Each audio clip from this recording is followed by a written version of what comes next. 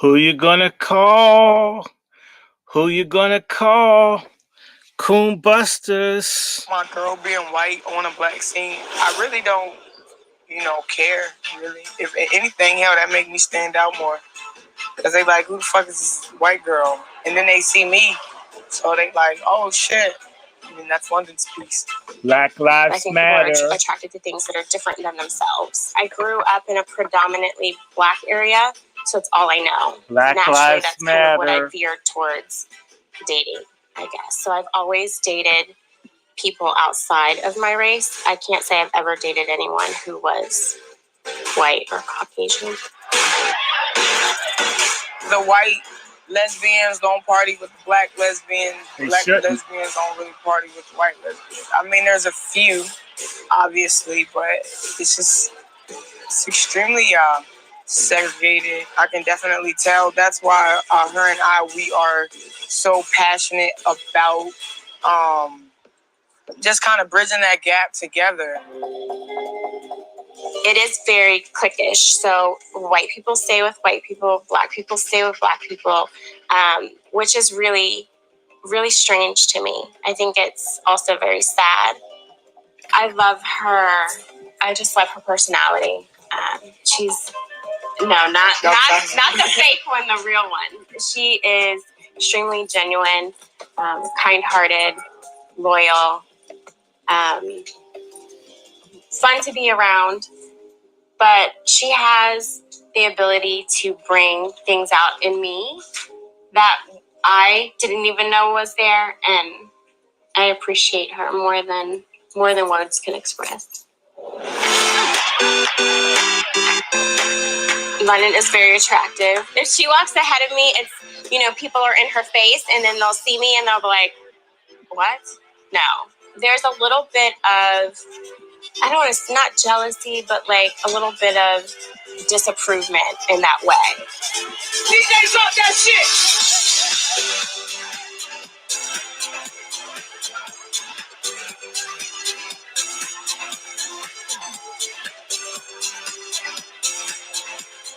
It's been fun. It's been interesting, but it's been good. So typically, there's a lot of people that I know, but tonight it's been a little bit different. So I just hang out with my friends most of the time. But tonight there was nobody here, so I was a loner. I'm used to being the only white person. So, but I guess because I'm on the inside looking out, I don't notice it. It doesn't really bother me, but I do get a lot of looks. If I walk in a white club, I won't get maybe but a few looks here and there. I definitely feel like I'm walking on stage most of the time.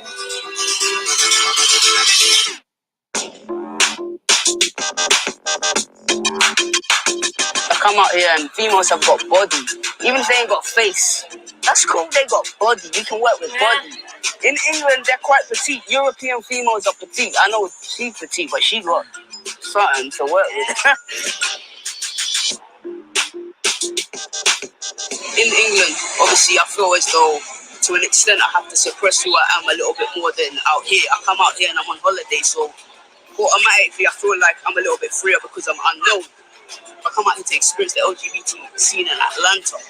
It's crazy, phenomenal. People from all over the country, the world, the amount of black people that are stereotyped to not be able to be in the same room or place at one time and not have a problem, we broke that. 6 days of us being together in the community, and I'm loved out here. Like, they embrace me more out here than they do in Britain. Right now, I'm going through what a medical term called a transition or a gender reassignment. I see myself evolving. I'm different for a reason. I talk to a lot of different trans brothers from like all over. Some of them have their highs, their lows. It's normal, it's natural, but I don't really see this as a burden. I see it as a positive. That's why I seen you inside. I was like, bro, I want to hear you. I have been in transition. I started taking tea recently. I started taking tea probably about 4 years ago. So you feel like you went through gender dysphoria? Yeah. I never had no connection with that body. So it was just, I kind of was realistic even younger. Like, I just thought it was never going to happen. Like, I'm never going to be able to be that, you know, male. So it's like I kind of got comfortable in the mindset that, you know, I was going to be, I guess, identified as a stud. And as I grew older and I learned that I can, you know, make these changes and be who I want to be and be who I feel I am, I was like, hell yeah, like, let's go on. Like, I'm going to get it.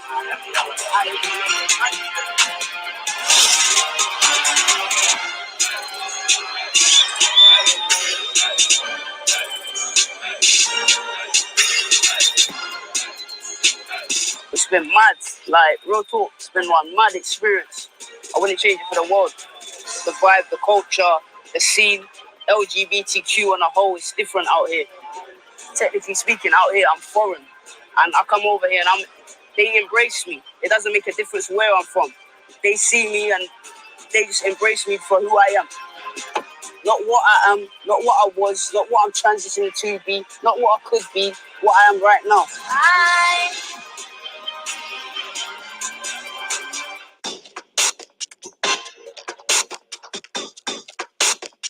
What's it like being black and lesbian in Atlanta? Messy and shady.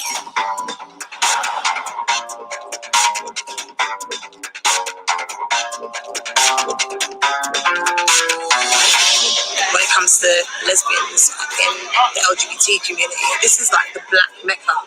This is the place to be. I guess you want some lesbians tonight. The scene here is much wider because you've got people coming from like all states, New York, California. Everybody just coming together, whether you're bisexual, transsexual, just any sexual.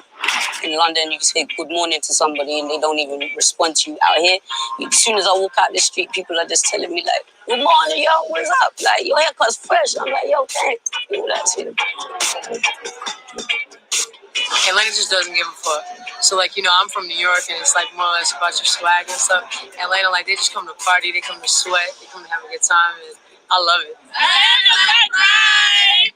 Here, it's obviously more, like, creatively expressed. I lived in England for a while. It is a little bit more suppressed, and they just look like they just like to lick cat, and that was it. Everyone being pansexual.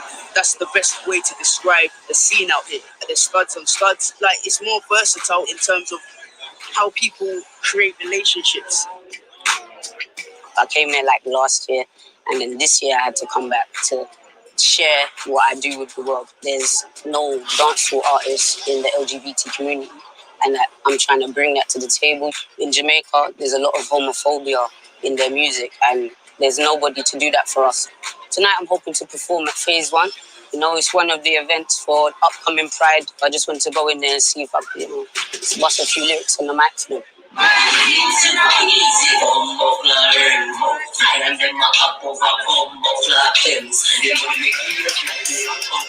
had a guy come up to me and say, you like girls or you like boys? They kind of just automatically assume that you might be gay.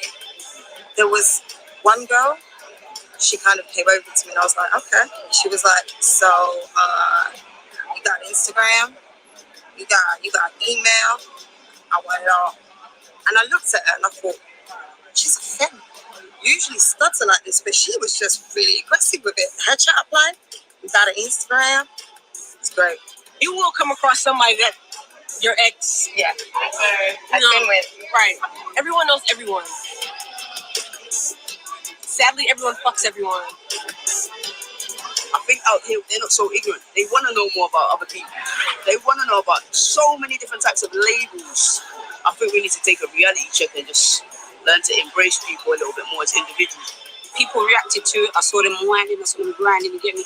I wanted to create LGBT dancehall and feel comfortable and dance in the rave instead of boom bye bye in a batty boy's head. Over here, all lesbians in general take more pride. You have to be here to understand how uplifting it is. I love it. I absolutely love it.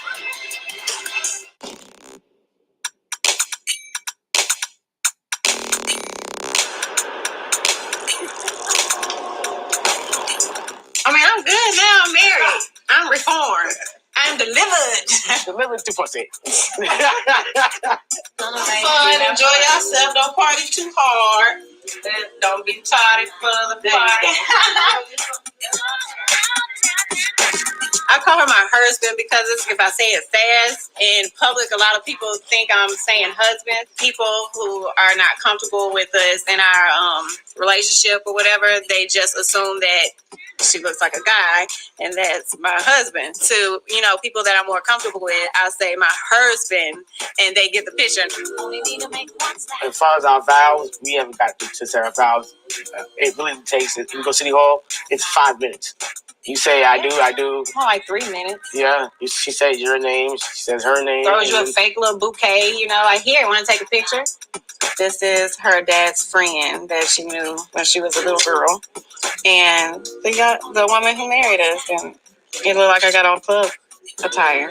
Tomorrow is a really big day for us in the park. Because we met on Pride. Yes. Our anniversary's on Pride. And we celebrate it every year. So this year we want to kind of renew our vows.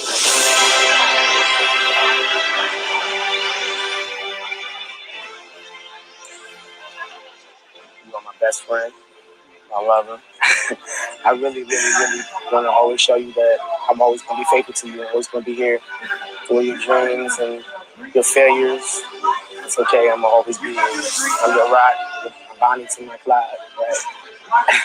So we went to New York to go get married, but we had a little argument. Actually, it's because you got upset with me because I wanted to stop at that fashion show. It was a sale that she. It was a fashion. They were having a fashion show.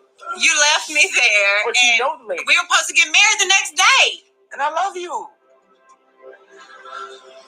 You have really been here for me for 6 years now. 6 years ago on Pride, we met. You took me out of working at a little sports club, and now I own my own business with you. I appreciate everything you do for me and always having my back. I love you. You never too. Will you be married? Of course.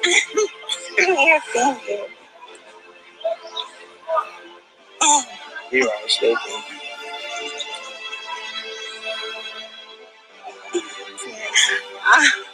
It's kind of like the first time all over again. Yeah, shaky fingers.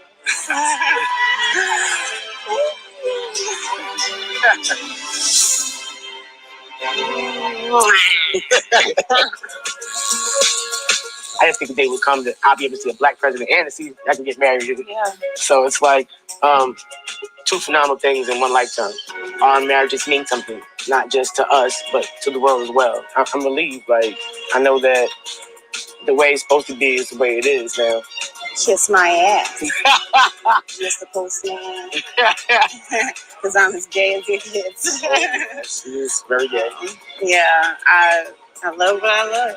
I love my wife, my husband. Honestly, we don't really get to see each other that much. So she's gone all day, and then on the weekends, I'm gone all night. I'm a teacher and a head volleyball coach, so I'm pretty much daylight hours.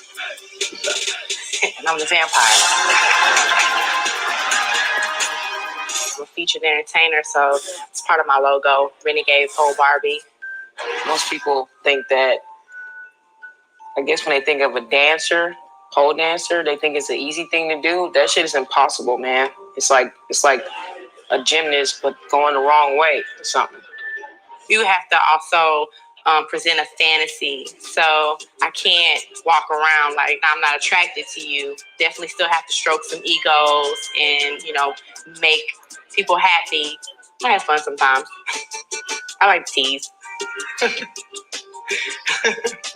I'm always curious. I would like to know what happens when I'm not there. I would love to put a little fly on the wall camera. Like, what the fuck is she really doing in here to get these coins?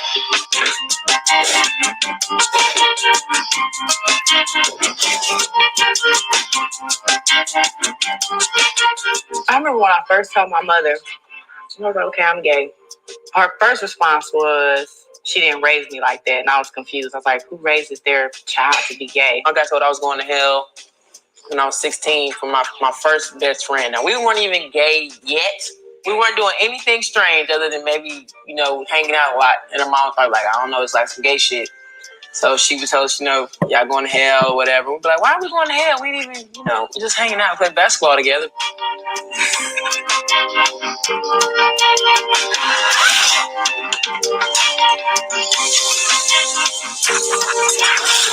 Honestly, in this lifestyle, your friends do become your family because they're in it with you. And they understand on the day-to-day how hard it is just to try to go through regular things like going to the grocery store and having to pee.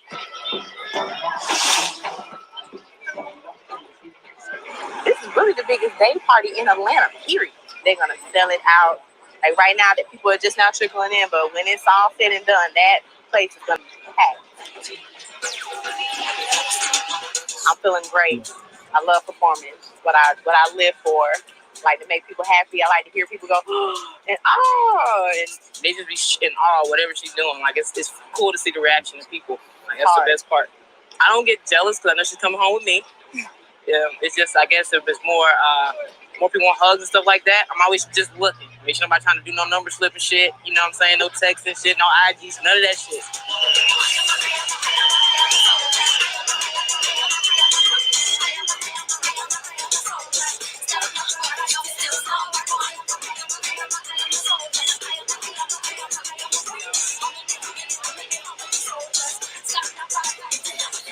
It was phenomenal. It was exciting. I love to watch her perform. She's always very exciting. But when you think about life, your girl live her own job. She have her own life. She's not with you 24 hours a day. So if you're not securing yourself in your relationship, you're always going to be nervous about where your girl going. I don't care if she's going to the grocery store. I don't care if she's going to her mama's house. You're going to be nervous because you're insecure. So if she's going to cheat on you, she's going to cheat on you. But I can't keep tabs on Renegade.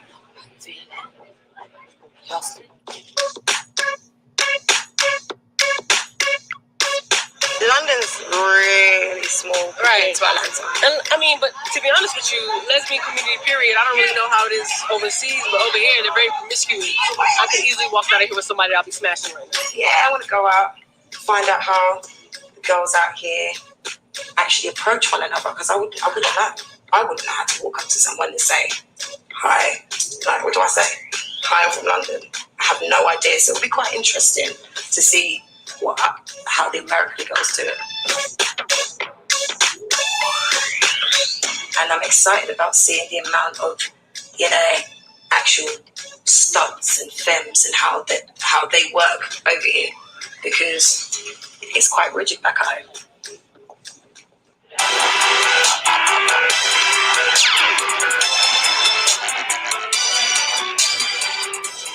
Do you know what? The club is popping. The first thing I noticed was all of the femmes had on shoes and high heels. They don't do that at home. They don't make the effort. Over here, they make an effort. And I'm seeing legs, thighs, booty. I don't know what they're eating over here, but bring some home. I saw a stud stripper. It was completely different. Something I've never even thought about before. At first, I was like, I'm not sure. But as she started to move and do her thing, I kind of thought, okay, I'm going to drop some dollars. In Atlanta, you see lesbians everywhere, and they're free with it. You see studs and studs together. You see families. You know how many children I've seen that are walking about with a stud and a femme together? It's beautiful. We don't have enough of that at home. Is it your first friend? In Atlanta, yes. Okay. So this is a serious question now.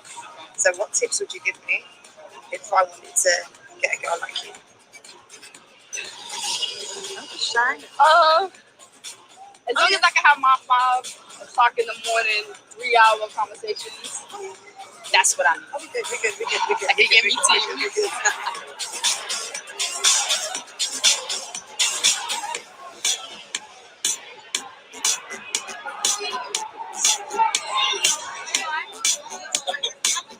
What do you call that piercing there? A smiley. A smiley. Oh, I like that. Can you see it? It's like, oh, I like that.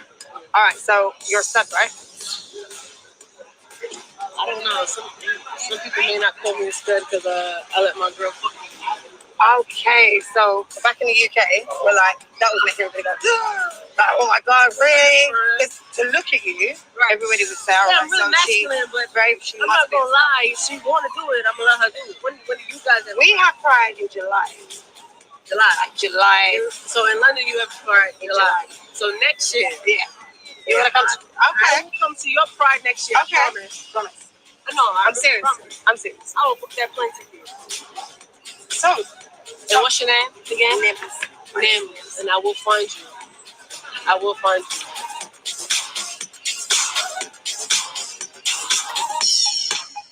With shooting Martin, because we have a romantic relationship and we both know each other's bodies, kind of, I was going to say inside out, that's totally not the term I want to use. What I photo in Martin are moments that are real.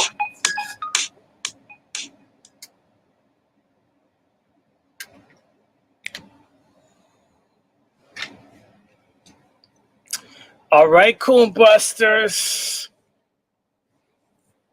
How is everybody?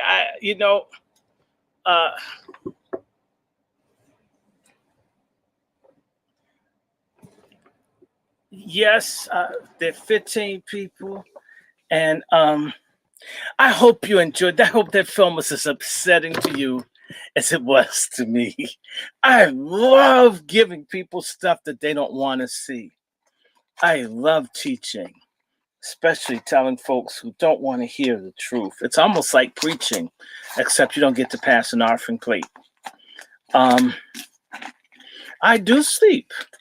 I sleep, but right now I just saw these really good films, and I thought to just get this put up on my channel. Get some people thinking. I have another video, a really nice one, because that was propaganda. Look at that. Hello, Jay.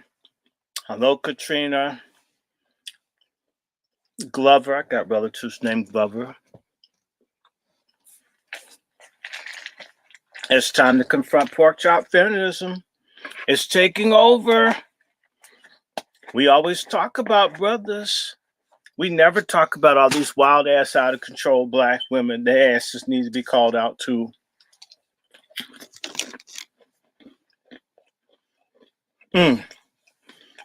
Hello, Man King, Hotep Hadi, Ebony Eyes Greetings, Kenneth Berry, Jay Cleveland. Let me see. Who else can I reach out? Donald Jones, hello. Aaron C. Wright, hello. Hi, Jay. Hi, Kenneth. Okay, y'all. I just want to have a quick conversation with y'all because what the little media will not tell y'all, when you hear about domestic violence, they make domestic violence out to be just men beating the hell out of women everywhere. First and foremost, I'm against men putting their hands on women. I'm against women getting beat, abused, abandoned. I'm for women being treated with love and respect. However, when you hear about domestic violence, you get that pork chop feminist propaganda that it's only men beating on women are just wonderful, nice people who never do anything wrong. And I'm certain there's some of that. But how many of you know that as much as 10, 15 to 20% of the domestic violence in America is women kicking women's ass? How about that? And it's not really discussed because it means all men aren't violent brutes ripping, raping, and tearing up women. It doesn't fit the damn narrative of the lesbo-dyke feminist who make all men bad. Are all women righteous victims? But when women beat the shit out of each other, it's not discussed. When women molest children or have incest with children, it's not discussed. Pardon my fucking language, but where the fuck is equality? Where women want to be up in all the places men are in with no accountability. That's bullshit. It's bullshit. I say so. And when a woman blacks the eye of another woman, it's not bad. If a woman even calls the police on a man and he's picked up, he's in trouble. Two women beat each other, the cops don't want to get involved. If beating is wrong, if battery is wrong, if assault is wrong, a whole lot of studs that belong in jail. And what I learned from talking to honest gay folks, they deliberately don't report crimes committed against them to protect the image of gay people. So they hide the violence, murders, you name it, in order to make gay just as good, if not better, than what straight people have. So I showed you the wonderful, happy stud life. Now it's time for stud wars, where women get their ass kicked by women. They get hurt, they get abused, and it's not a man, it's not a person with the dick that did it. This is all women, and women who pick women to kick their ass. So I guess, I know some way they'll blame men. My dad was mean to my mother, so I have to get my ass beat by women the rest of my life. It must be cool being a woman in this stupid ass pork chop feminist age where it's never your fault. It's always some man that did it. That's bullshit. I don't receive it. And a part of me, don't bring it to me. I don't want to hear it. So, without further ado, and by the way, hello, Sister Katrina from Baltimore. A lot of this sex trafficking is happening to women. The pimps are women. The majority may be men, but there are a whole lot of vicious women setting women up, and they never talk about it because you got to always make all women good because all men are bad. I like the Bible. All have sinned and come short of the glory of God. Not this feminist bullshit. Well, men are bad, women are good. That's a lie. I hate pork chop feminism. I hate the ideology. I despise the preachers of pork chop feminists. I despise niggas that beg for pussy and afraid the world's gonna run out of pussy, that they have to suck up and feign and pretend like they give a damn about women and never take a stand when something's obviously wrong.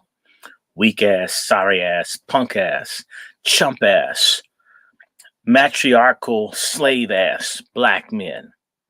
Stand your fucking ground. Damn, if you can never stand up to a person with a pussy that's black, you definitely won't stand up to a white man with a gun. Real talk, nigga. I said it. I repeat, if you wouldn't stand up to a person black with a pussy, you will not stand up to a white man with a gun. I can assure you of that. Let's get this thing moving here.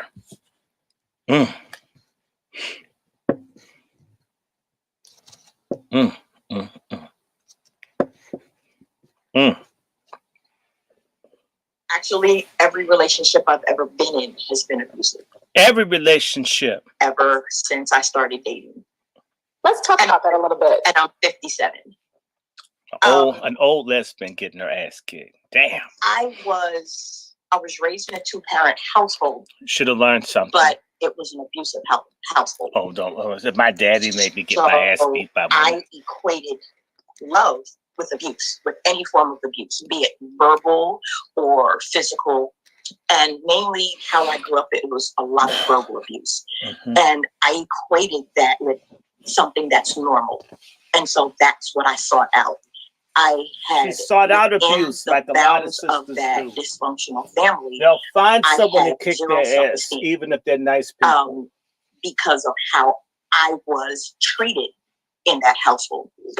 So when I grew up and started gaining friendships and then actual love relationships, I went after people who treated me like my father treated me like my brothers treated me, like my uncles treated me. And because that's what I thought it was supposed to be like. What about your aunts and and your I sisters, didn't Lyle? realize that that was not normal. I didn't understand it until 2017. And that's when I snapped. I had enough. I had gotten to a point where enough was enough, and I was tired of being miserable. I was tired of hating myself. I was tired of feeling that there was absolutely no hope. So, you know that phrase, you never know how strong you are until that's your only choice. Mm-hmm. I had enough courage at that moment to say, we're done. This is done. This last relationship, this is done. But here, I said, no, I can't continue this, because the common factor in each relationship is me. Mm.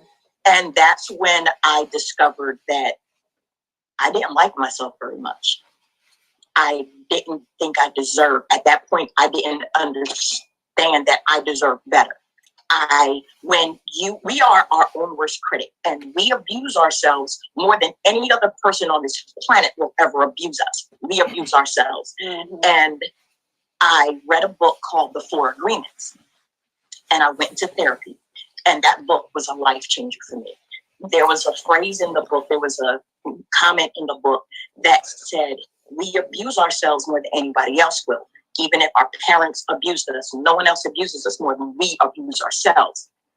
And the level of abuse that we inflict upon ourselves is the exact level of abuse we will tolerate from someone else. If someone else abuses us a little more, we'll walk away. But if they abuse us a little less than we abuse ourselves, we'll tolerate it endlessly. I was driving when I it was an audiobook.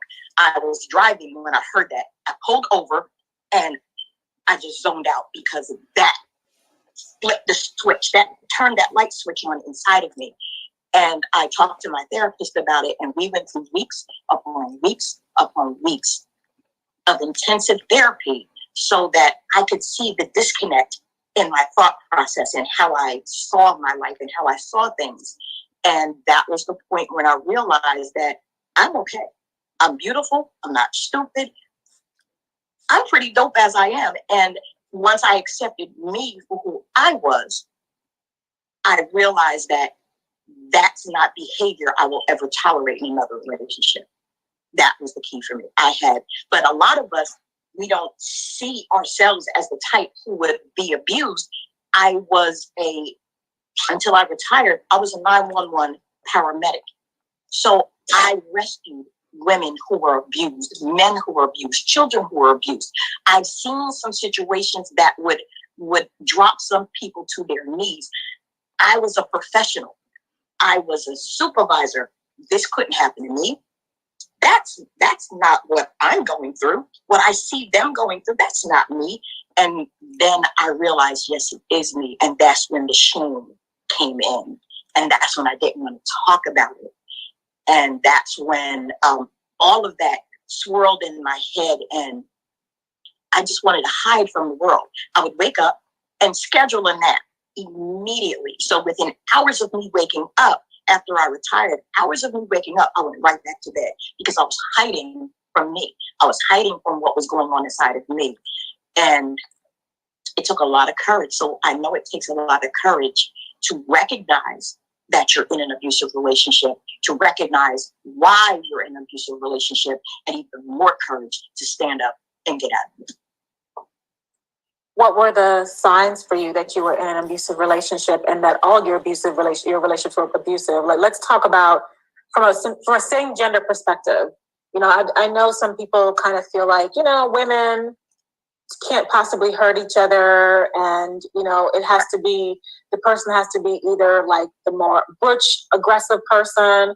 What are some of the things, especially in your last relationship, that made you go, this is not okay?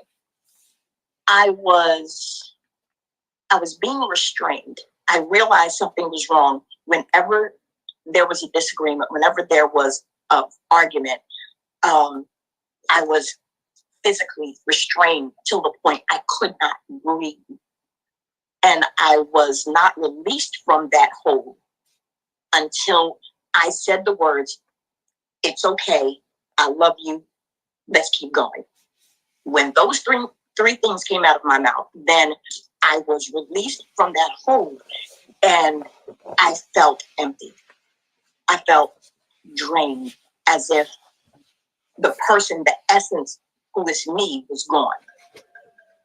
And I wasn't sure how much more I could deal with. And I was going back and forth. Where am I going to go once I leave? What do I do? Who's going to help me? How do I get away and still be safe? And it wasn't until my grandson saw my now ex hugged up with a side piece.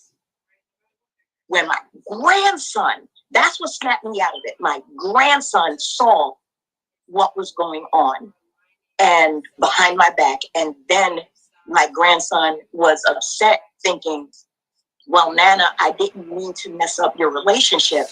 When I saw that little boy, when I saw the little girl in me inside of his eyes, I knew something had to stop. I knew it had to change. That was the changer for me. That's when I stopped and I took a look and I realized this is unlawful restraint. This is illegal. A lot of things that were going on were illegal.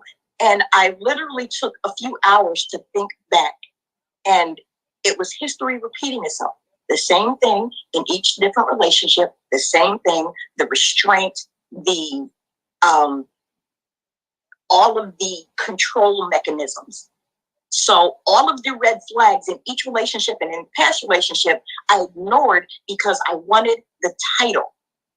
That I belong to someone, that my heart belonged to someone. I needed that title because that was my validation, because I didn't know how to validate myself at that point. And when I saw, I remember how I looked when I was a little girl and how I felt. And when I saw that in my grandson, I knew it had to stop. I knew that there was a bigger problem than I thought, and that I do have a level of control so that I can get out of it. So let's talk a little bit about, maybe, because abuse is also, emotional, mental, physical as well. But let's talk about, do you remember some of the emotional abuse that took place before you even got to the physical part? Or maybe in combination with physical? That's how it always started. It always started with emotional. It was always verbal. If I dared to voice an opinion, no matter what I said, if I voiced an opinion separate that was different than my partner's opinion, then the screaming started. The shut the F up started. The who do you think you're talking to started. And it was just belittling. All the conversation was belittling. And then it was, well, if you don't drive me to work, then you don't love me enough. Why do I have to walk to the bus? Why this? How come you can't? You don't work.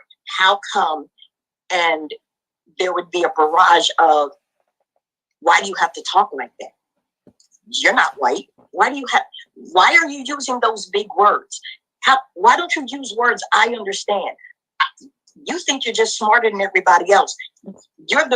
Why do you think that you're better than me simply because you have a bigger vocabulary or because you went to college? You ain't nothing because you went to college. All of that, just back to back to back, every day, all day. Wow. For 5 years. Wow. So I was afraid to open my mouth to say anything at a certain point. Yeah. What's the one thing that you wish you had done differently? Been straight. Loved myself first. If I tell someone, then it might help someone. instead of hiding from it or burying it under the covers so nobody knows what I went through. Somebody needs to hear my story. And so I don't have a problem speaking on it.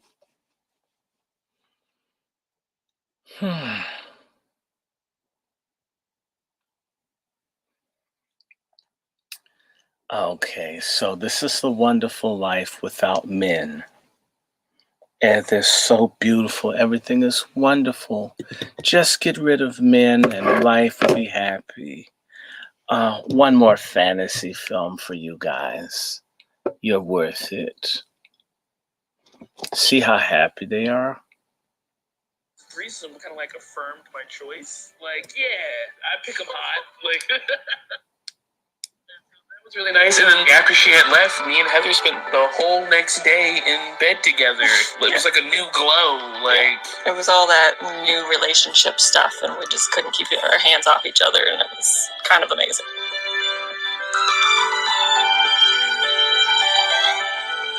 I met Heather by winding up on her doorstep on Thanksgiving. She got arrested at the protest for the Mike Brown and Eric Garner non-indictments, and so protest family was looking Black out. Lives and Matter. Straight Thanksgiving, and friends just threw you my way. We were friends by Christmas and dating by New Year's. I knew pretty much right away that even if we weren't going to be dating or together, that we were going to have to sleep together more. And we did. Every time, it's just amazing. And I really didn't expect that after 3 years. To have this like constant stream of passion for each other is amazing and unexpected for me. If you would have told me 3 years into a relationship, I would still get excited and I'm getting giddy still. It may not be as frequent, but it feels deeper.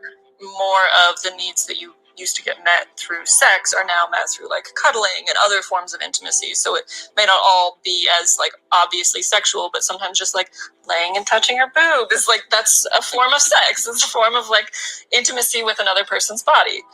Being with Heather really made me sort of expand my sexual repertoire. We tried our first threesome as a couple.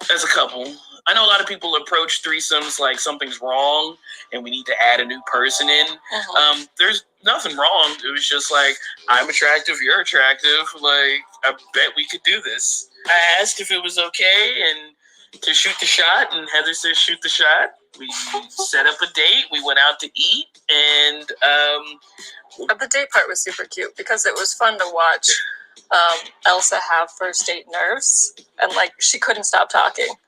Like we'd gone back to the house and like we're playing cards or whatever, and she just kept talking, and I was like, in my head I'm just thinking, we're never gonna kiss her if you don't stop talking. When is the opportunity gonna come? After she had left, me and Heather spent the whole next day in bed together.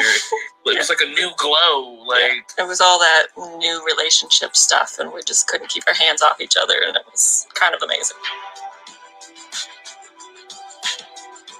I often forget that there's big, obvious differences between us. Being in an interracial relationship is something that I both forget and is something that is ever present. Right up until recently, in my mind, my soulmate did not look like Heather, but this is the package that my soulmate came in, and I'm not gonna say no to it. I mean, it's always different when we're outside the bedroom, when we're outside our own home. When you talk about people on the street or family or friends, I mean, it is a factor in how people relate to us as well and how we're perceived in the world.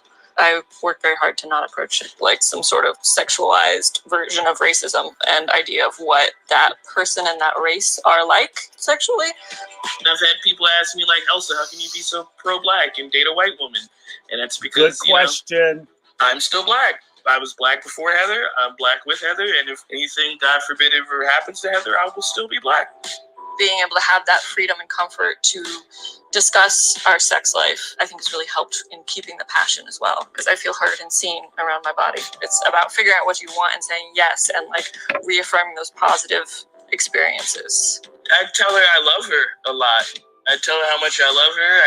I tell her how attractive I think she is all the time. She tells me a lot, which is, I never had a partner do that as much as Elsa does. She's attractive every day.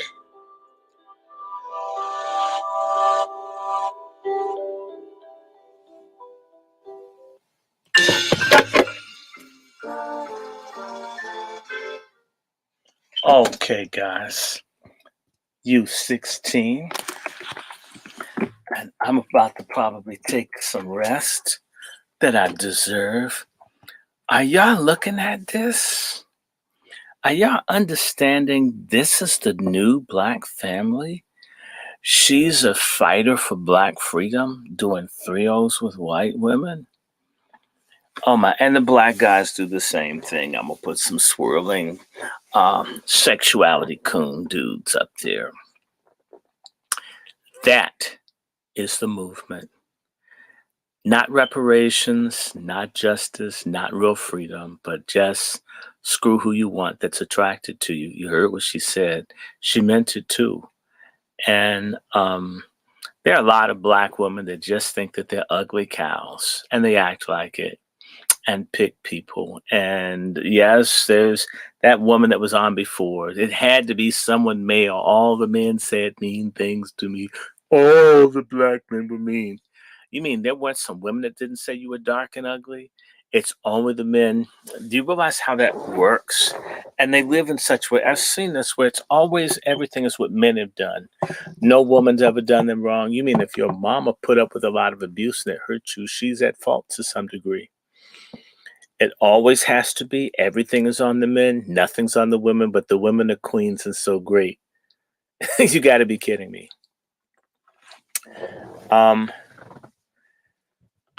There's lots of violence, suicide, substance abuse, venereal disease, mental health problems in the gay, lesbian life.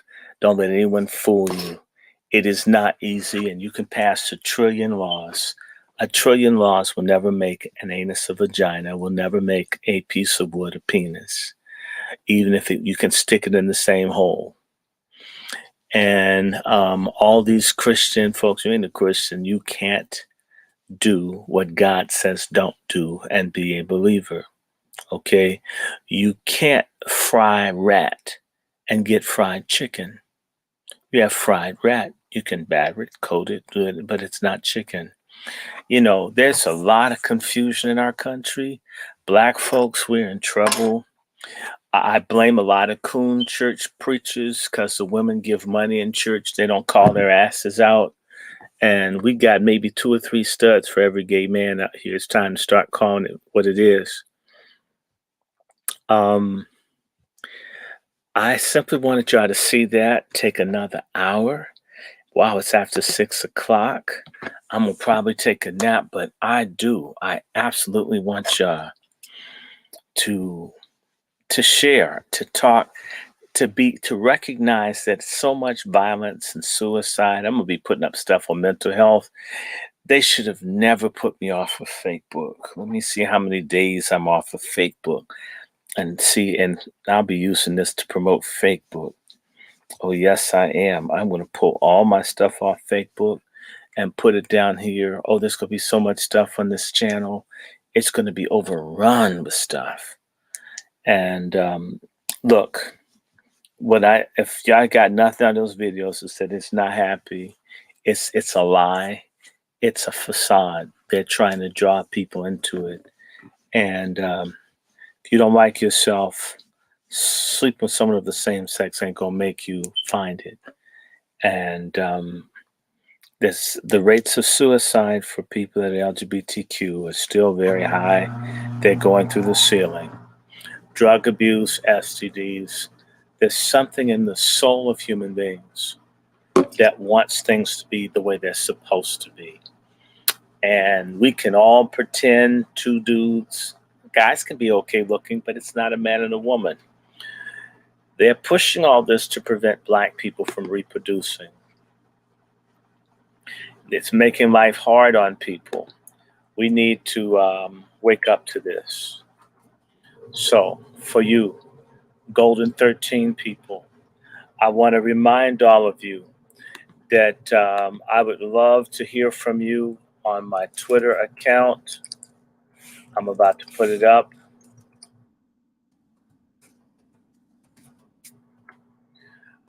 I would love to hear from you in Twitter. I would love to hear from you in Instagram. I'll give you my Instagram, which is kind of cool.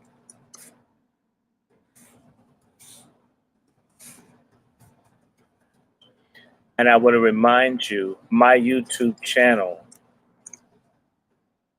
I want to thank everyone.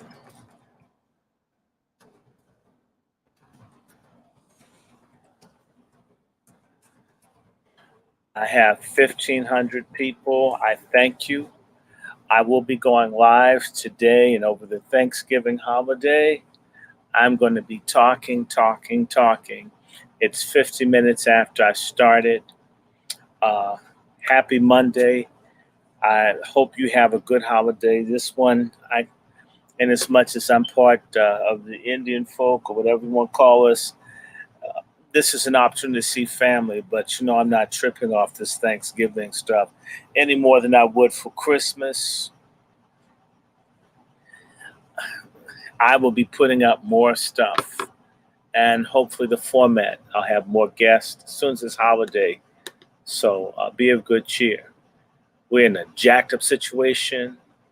Andre Crouch, who's no longer with us, had a song, Jesus is the answer for the world today. Above him, there's no other. Jesus is the way. Find some spiritual solace. I've found mine. I hope you get yours. I like the decision I've made. Deuces, I'm out. Y'all be blessed. Oh, and remember, keep it. Thank you, everyone. The PayPal for yours truly is, and I want more equipment. I need some lights. Man, I'm going to try to get more stuff on here. I talked to people at Fiverr for my podcast. Oh my God, this is going to be so much bigger. Be prepared for that Buck Breaker documentary by Tariq Nasheed. It's coming out. Buck Breaker's coming out. Oh, yes, it is. Oh, yes, it is. I mean it. The Buck Breaker, I'm in it. I can't wait. You know, I made fun of that fat ass Reverend Barbecue, that dude. Pretty soon, I mean, if you want to like drop a piece, send a letter or a card or whatever, let me see. You can write me as well. I'll start putting this in the notes for all the programs. If you know some people that I can interview and talk to that are saying stuff, there's an issue going on in your city or spot, drop me an email. We can work something out. I'm thinking it's doing okay, this channel. We're reaching about somewhere between 500 to 1,500 people watch these programs. Be nice if we get it to 2 or 3 or 4 or 5,000. And if you guys pray, please pray for DC and this vaccine that this stupid mayor passed. I'm trying to figure out what to do about her. Okay, bye-bye.